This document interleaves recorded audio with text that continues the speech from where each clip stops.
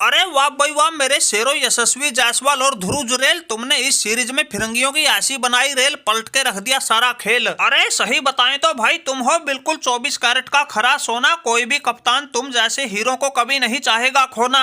अरे ये तो तुम्हारा ही दमखम था जो इन फिरंगियों को पड़ गया सीरीज से हाथ धोना। इस टेस्ट सीरीज में मिली जीत की हैट्रिक से टीम इंडिया के सामने पड़ गया बड़े से बड़ा रिकॉर्ड भी बोना। और आजकल तो जायसवाल और जुरेल की ही चर्चा कर रहा है हिंदुस्तान का हर कोना। अरे रोहित शर्मा भाई, ये तो होना ही था। बाकी मैचों में जायसवाल भाई ने इन फिरंगियों का बाजा बजा दिया। इस मैच में मैंने अच्छा खेल दिखा के मैच जितवा दिया। अरे रोहित भाई, सही बताऊं तो मुझे इस मैच में मिली जीत की खुशी से ज्यादा तो पहले मैच में मिली 28 रन से हार का दुख है। अगर उस मैच में भी ये ध्रुव जुरेल खेल रहा होता तो आज ये फिरंगी 3-1 की बजाय 4-0 से पीछे होते। वैसे कप्तान साहब, ऐसा क्या हो गया जो तुम हमारे इतने गुणगान गाए जा रहे हो? अरे देखो भाई ध्रुव जुरेल, उस पहले मैच में हुई भूल का तो हमें भी बड़ा दुख है। काश उस मैच में हमने केएस भरत की जगह तुम्हें मौका दिया होता तो आज सच में इस सीरीज में इंडिया 4-0 से आगे होता। लेकिन भाई वो तो हुआ जो हुआ, अब पछताने से क्या फायदा। अब तो बस 5वां टेस्ट मैच और जीतने का रखो पक्का इरादा। और रही बात तुम्हारे गुणगान गाने की, अरे तुमने जो कारनामा किया है अगर उसको सुनोगे तो फिरंगियों के पांव के नीचे से तो धरती खिसक ही जाएगी, साथ में तुम्हारे भी होश उड़ जाएंगे। टीम इंडिया ने ये सीरीज जीत के ऐसा इतिहास रच दिया है जो न कभी पहले हुआ था न आगे होगा।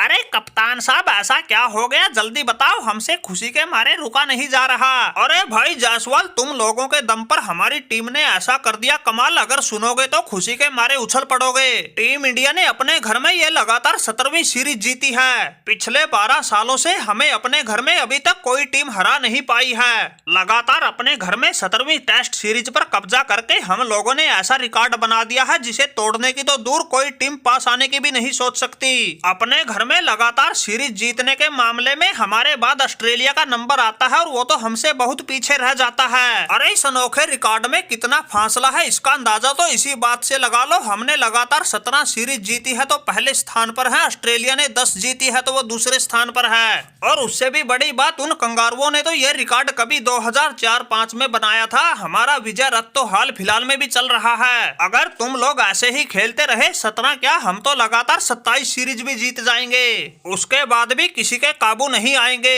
अरे रोहित शर्मा भाई, कुछ तो दया रहम करो। तुम लोगों ने तो बड़े बड़े रिकॉर्ड बना लिए, कुछ हमारी तरफ भी देख लो। तुम्हारे घर में आकर तुम्हारे साथ सीरीज खेलना ही हमारे जीवन की सबसे बड़ी भूल साबित हो गई। तुम्हारे इन रिकॉर्डों के चक्कर में हमारे तो कभी न मिटने वाले कलंक लग गए। मैंने अपनी टेस्ट टीम की कप्तानी संभाले हुए 22 महीने हो गए, जिसमें मैंने 23 टेस्ट मैच खेले। इस सीरीज से पहले हमारी कप्तानी में इंग्लैंड टीम पता नहीं कितने देशों से खेली, कितनों को उनके घर में घुसकर पेली। लेकिन भाई तुम्हारे यहाँ आकर ऐसी गड़बड़ हो गई, सब किए किराए पर पानी फिर गया। अरे बेन स्टोक भाई, ऐसा क्या हो गया? अभी तो 3 ही मैच हारे हो, एक और बचा है। तुम्हारे तो इन्हीं में फिल्टर फट गए, जब वो आखिरी टेस्ट मैच भी हारोगे फिर क्या होगा? अरे जायसवाल भाई, तुम तो चुप ही रहो, ये सारा किया धरा तुम्हारा ही तो है। कोच ब्रेंडन मैकुलम की देखरेख में बेन स्टोक की कप्तानी में इंग्लैंड ऐसा गजब का खेल रही थी, बिल्कुल भी प्रेशर नहीं झेल रही थी। एक आध मैच तो भले ही हार गए, वरना सभी मैच जीत रहे थे। और अब यहाँ देखो तुम्हारे आके कैसे बुरी तरह फंस गए, और सब तो छोड़िए, हार की ही हैट्रिक लग गई।